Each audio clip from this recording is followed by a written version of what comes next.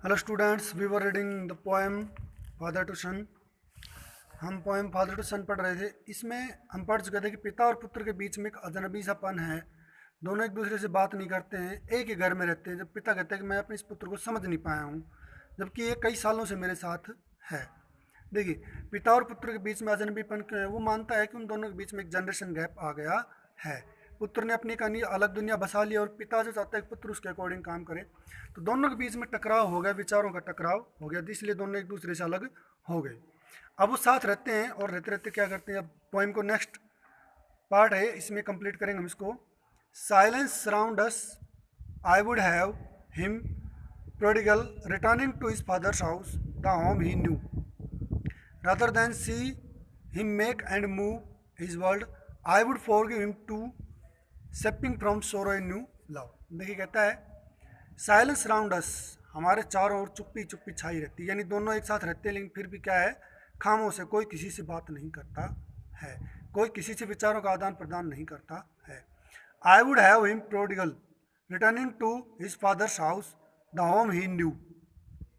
कहता है कि जिस घर को जानता है, यदि वो वापिस आता है, प्रोडिगल मैंने फिजूल खर्ची करना, यदि वो फिजूल खर्ची करता था, उसने जो भी खर्च किए हैं, जो फिजूल खर्ची की, उसने जो भी गलतियां की हैं, मैं उसके लिए उसे क्षमा कर दूंगा। जिस घर में वो जानता है, जिस घर में वो रहता है, उसमें वापस आ जाए। यानी वो जब आना चाहता है उस घर में, उसकी ज़िंदगी में वापस आना चाहता है, तो उसके सारे कष्टों को क्षमा कर देगा, सारे दुखों को क्षमा कर देगा। Rather than see make and move his world, क्यों करना चाहता है? इसके बजाय कि यदि वह उसे क्षमा कर दे, इसके बजाय कि वो लड़का अपना खुद का अपना एक संसार बना ले। खुद का संसार बनाने का मतलब है उसे छोड़कर चला जाए, अलग घर में रहने लग जाए, या वो अपनी दुनिया में चला जाए, वो अपने विचारों की दुनिया बना ले। कहता है कि अपने विचारों की दुनिया बनाने के बजाय, उसे छोड़ने के बजाय, यदि वो घर में वापस आता है, तो जो भी फिजूल खर्ची की है उसने, मैं उसके लिए उसको क्षमा कर सकता हूँ। I would forgive him too, shaping from sorrow in new love. Shaping from sorrow in new love का मतलब क्या है कि जितने भी कष्ट दुख हुए हैं, उन दुखों से मैं उसे एक नया प्यार दे सकता हूँ, एक नया प्यार पैदा कर सकता हूँ, और उसके लिए मैं उसे क्षमा भी कर सकता हूँ। इस स्टैंजा में पोइट कहता है कि उसने जो भी गलतियाँ की हैं, जो भी कष्ट किए हैं, कष्ट दिए हैं, उन सब के लिए मैं उसे क्षमा कर सकता हूँ, बजाय इसके कि वो अपने एक नई दुनिया बसा ले, नया घर बसा ले। नया घर, नई दुनिया बसाने के बजाय मैं वो घर में वापिस आए, मैं उसे उसके दुखों के लिए, उसके फिजूल खर्च के लिए क्षमा कर सकता हूँ। Father and son, we both must live on the same globe and the same land. He speaks, I cannot understand myself why anger grows from grief.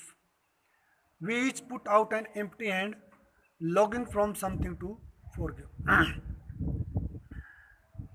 Father and son, we both must live on the same globe and the same land. पिता और पुत्र, हम दोनों को एक ही धरती पर, एक ही जगह पर रहना चाहिए। वो कहता है कि मैं अपने साथ एक ही जमीन पर, एक ही घर में रहना चाहता हूँ। ही स्पीक्स, आगे कहता है, आई कैन नॉट अंडरस्टैंड, मैं ये चीज़ नहीं समझ सकता, माई सेल्फ, अपने आप में, why anger grows from grief, कि जब मैं दुखी होता हूँ तो मुझे गुस्सा क्यों आता है, गुस्सा क्यों पनपता है। इंसान जब दुखी होता है तो उसे गुस्सा आता है छोटी छोटी बातों के ऊपर। तो कवि कहता है कि मुझे ये अपनी प्रवृत्ति, अपनी टेंडेंसी आज तक समझ में नहीं आई है कि जब मुझे मैं दुखी होता हूँ तो मुझे गुस्सा क्यों आता है, जो कि एक गलत बात है परिवार के अंदर। We each put out empty hand, यहाँ पर एम्प्टी हैंड का मतलब है कि किसी के हाथ कुछ भी नहीं है। यहाँ पुत्र और पिता दोनों ही खाली हैं, दोनों ही भावना शून्य हैं। लगाव से, अलगाव से, इस दूरी से, इस गैप से उन दोनों के पास कुछ भी नहीं है, दोनों खाली हैं। Longing from something to forgive, वो कहता है कि दोनों ही पिता और पुत्र मन ही मन, फॉरगिव टू समथिंग, लॉगिंग, सोच रहे हैं, विचार कर रहे हैं। दोनों ही पिता और पुत्र अपने मन में एक दूसरे को क्षमा करने के भाव के अंदर हैं।